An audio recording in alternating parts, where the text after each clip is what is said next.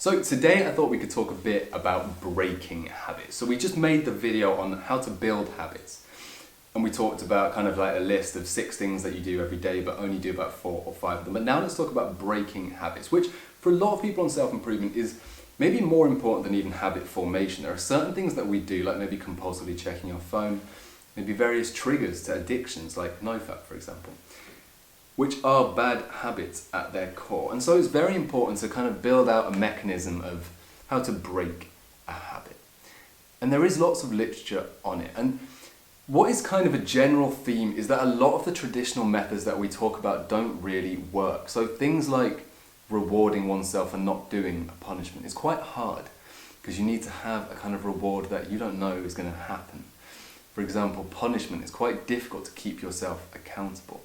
Things like notifications and reminders often don't really work after about the first few days while motivation is still high. So let's talk about how to break a habit. And the most compelling literature on this topic comes from a meta-analysis by Fritz.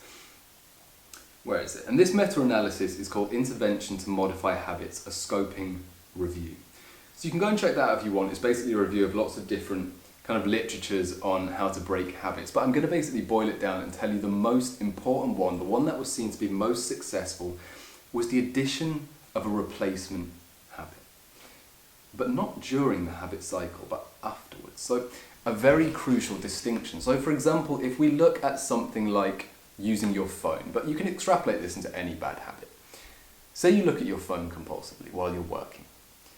Now, there are 2 things that you could do. You could either get your phone out, look at it, complete that habit, and then go back to your work.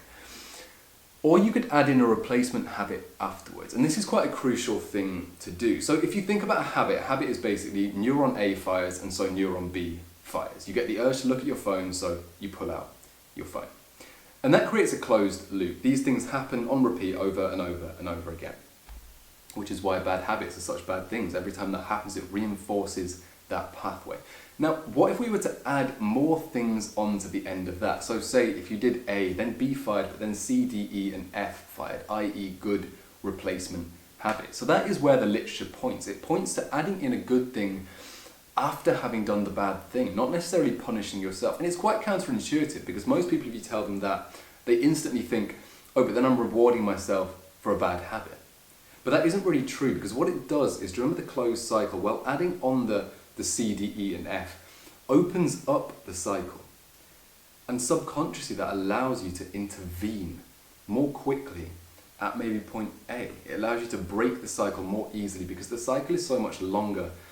And in a way, it's easy to think about it as more fragile. The more parts there are to it, the more fragile the cycle is, and so the easier it is to break, which of course is a very good thing inside of a bad habit. That's why streamlining good habits works so well. For example, laying out your shoes before you need to go and run in the morning.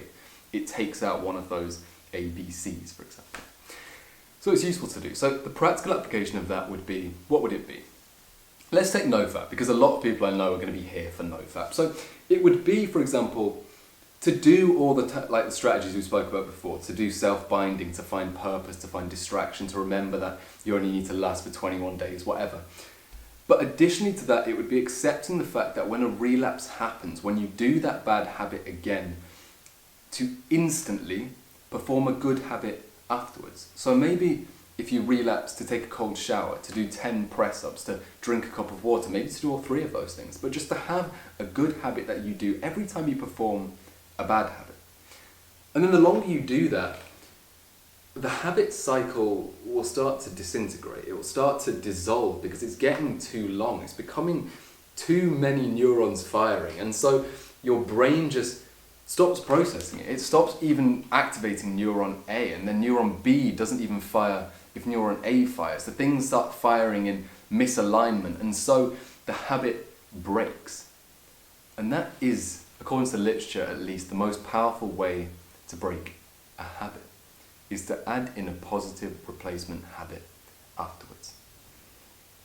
So yeah, that's basically the video. Thank you for watching. I hope you enjoyed it, and if you gained any value, drop a subscribe. Come and chat to me on the Discord or give me a free one-to-one call. Manifest excellence, brother. I'm so proud of you. See you tomorrow. Goodbye.